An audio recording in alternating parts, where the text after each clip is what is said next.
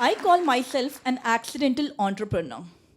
And in the process of discovering myself, I have learned quite a few things.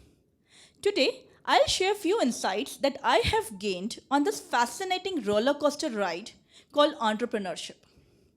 I was born in a Marwadi family where people are known for their business skills. But you know what? I thought I was different. Pretty much like most teenagers like to think about themselves while they're growing up. My father was in a government job, and for some reason, I started believing that it's better to be in a job than doing a business. And I had my own reasons for thinking so. The primary reason being, a lot of my relatives who were into business, they went through lots of ups and downs financially. And on the other hand, my father had a steady job and a steady income. And that seemed perfect. So I had made up my mind that I am never going to do business. Not just that, I also decided that I'll never marry a person who is into business. So I pursued my career in IT, and that's when I met my husband Milind. We both worked in the same company, we got connected, we got married, and continued working for the next few years. But you know, as they say, life has a wacky sense of humor. I soon discovered that Milind was an entrepreneur at heart. And he would constantly churn ideas and situations into possible business opportunities. Initially, I resisted it and I tried to justify my stand to him. But slowly and steadily, I could see a point in what he had to say. And soon, I became open to explore the possibility of getting into business. What inspired me at that point of time was the thought that when I'm working in a company, I'm consuming a job. But as an entrepreneur, I can produce jobs. Wow, the imagination itself of shifting myself from a consumer to a producer of jobs and being able to make a difference in the world was so exhilarating for me. So by now, the intent was clear. But now, the next question was what business? We had no clue at that point of time. Eventually, we went ahead and created a venture which organized one of the most unorganized sectors of sugarcane juice in our country. But one common question that we often get asked is, why sugarcane juice? What's big deal about it? So let me take you back to where it all started for us. Can we have the, yeah. So back then we both were huge fan of Simon Sinek and his golden circle theory, where he talks about the importance of knowing your why.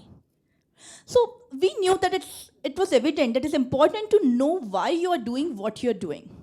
But the bigger question was, how do you actually figure it out? I mean, how do you figure out what's your purpose? And even if you do that, what do you exactly do with it? None of this was very straightforward. So we went back and we created a list of all the areas that we are passionate about, like farmers, health, wellness, technology, travel, etc. And then we put them in the order of significance to our core values and shortlisted the top few ones. And that's how we created a purpose for our future venture. And that looked something like this. It had three important elements. One, we were clear that we want to positively impact the health of the consumers. Two, we wanted to elevate the socio-economic condition of farmers. And three, we wanted to generate the wealth for people who are with us on this journey. Now, this clearly defined purpose became our North Star. But we were still clueless about how to go further. What exactly needs to be done about it? We thought that technologically advanced people like us, if we are getting into business, we need to create something which is very unique, very modern, and something that's very rare. We toyed around few ideas, created initial feasibility, but none of it really clicked. In the meantime, life went on. And yes, travel was one of our passions, so we have traveled far and wide. So back in 2010, during one of our travels to the West, we came across a fancy gourmet popcorn store. And it took us completely by surprise. I mean, we have been eating popcorn all our lives from 5 or 10 rupees packets. And here we are looking at a store which has created a brand out of it, offering over a dozen flavors And not just that, they had created a chain of stores across different geographies. This is when it dawned upon us that it's not about the uniqueness of the product. I mean, popcorn is not a unique product. But in this fancy store, there were a lot of things that were unique: the offerings, the positioning, the business model. So, this realization completely changed our perspective. And fresh perspective, and we started exploring ideas with fresh perspective. And fresh perspectives always opens new doors. A few months later, one sunny afternoon, while we were having a glass of sugarcane juice at a roadside shop, we noticed a group of youngsters coming out of a branded coffee chain across the road. They were trying to click a selfie or a photograph, ensuring that the coffee brand logo is perfectly fitting into their picture. And we both were generally discussing, how this young generation takes pride in having this coffee, and nobody even looks at this, sugarcane juice. I mean, imagine, why would someone want to kind of click a picture and flaunt amongst their friends that, oh, guys, I had a glass of sugarcane juice today? I'm sure nobody would want to do that. And that was for obvious reasons. Because no one had organized sugarcane juice the way they have revolutionized coffee. So the next question was, if someone could take a cup of coffee and create a multinational chain out of it, why not sugarcane juice? We looked at each other and we were like, okay, is this our eureka moment? Indeed, it was. So we went back and did some market research, and we realized that there wasn't any significant development in this field. Then we tried to understand a little bit about sugarcane juice and its properties. And we were absolutely amazed to realize that sugarcane is a nature's gift to mankind. It is one of the healthiest drink, has loads of medicinal properties. It has natural sugars and low glycemic index that makes it suitable for regular consumption. Wow, we were so impressed. But though everything looked bright, but the next question was, would people really want to consume it? So we went and did some market surveys, and we were astounded to know that 9 out of 10 Indians love sugarcane juice. However, owing to hygiene issues, they had almost stopped consuming it, especially in the urban areas. So we realized that we have discovered our what, which was pretty much in line with our why. Exactly, it fits what we had defined the why, and we had the what here. Now, what next? No, we didn't jump into it the next day or the next month either, because we knew that we have to figure out the how part of it. Because to create a successful business, only a brilliant idea and enthusiasm is not sufficient. It requires a lot of groundwork. Because even in this fast paced 21st century, Rome can't be built in a day. And that's where we started our groundwork. For the next 1.5 years, while we continued working, we utilized our late nights and weekends to build the foundation of our business. We did in depth research in terms of financial feasibility, business modeling, identifying the raw material, understanding sugarcane, its nutrients, etc. In fact, even today, if someone would ask us, what's the secret behind, what's only one secret that behind your success? Hands down, without skipping a breath, both of us would say it's the research and the groundwork that we did before starting our business. We literally visited 90 villages before we identified the area from where we would want to procure our raw material. And trust me, it was worth the effort. The quality and consistency of raw material eventually became our biggest strength. And that's where we started on this journey. Now, when the foundation was ready, it was time to take the leap of faith. And that's when we both quit our jobs together. Yes, we quit our jobs together, and that we did for selling sugarcane juice. Our friends and family were completely shocked.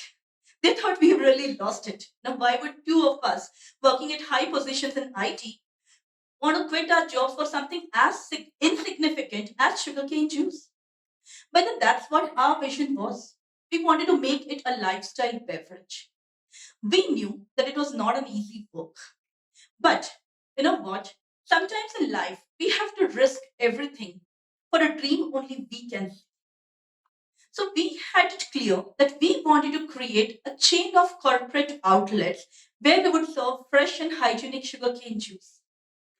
With this vision, we approached various IT companies, and of course, we were disappointed because most of them didn't want to have sugarcane in their cafeterias, primarily because they believed that it would attract a lot of flies, smell, etc. Their cafeterias are certified by external agencies and they operate at the quality similar to a five-star hotel.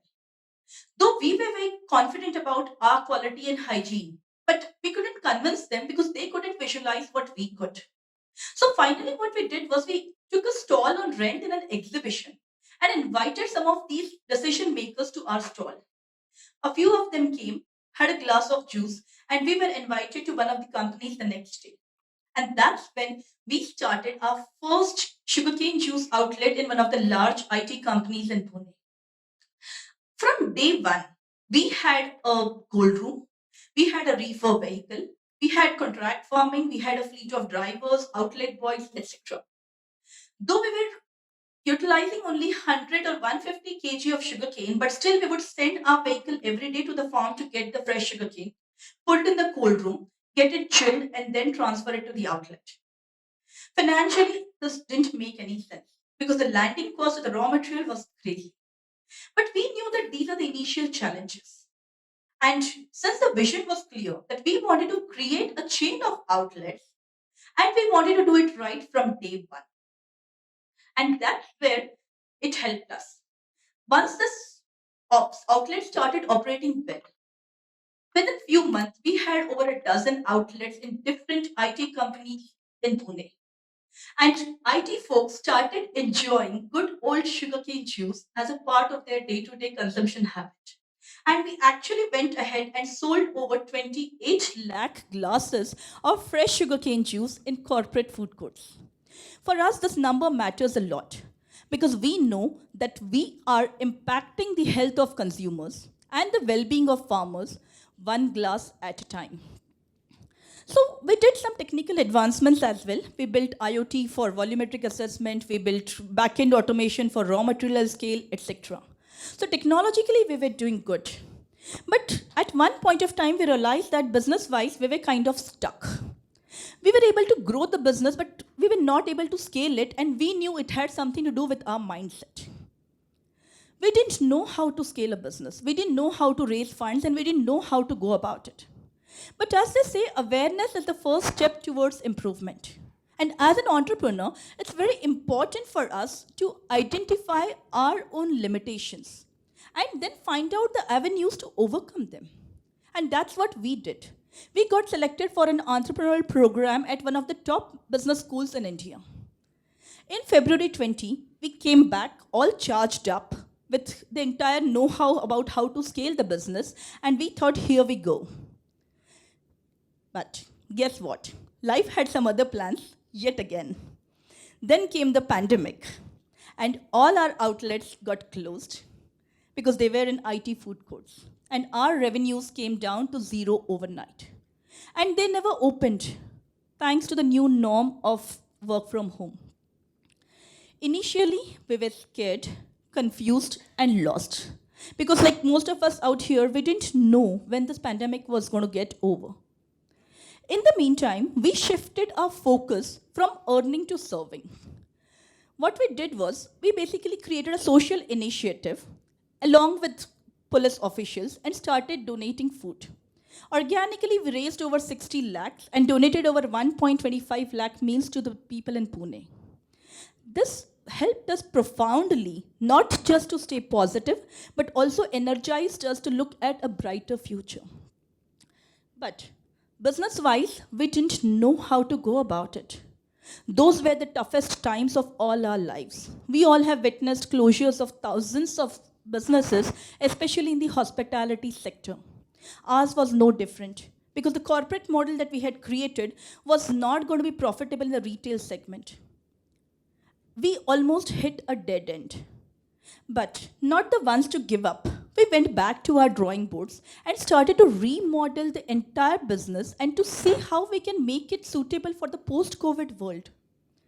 We explored various ideas and kept on doing it until the magic unfolded itself and we discovered our next eureka moment. We developed a robotic tech solution, for which we got the patent granted, we got funded. What changes with this? Lots. Imagine millennials vending themselves a glass of fresh sugarcane juice in their school or college. Imagine you enjoying a glass of fresh sugarcane juice on your next trip at the international airport.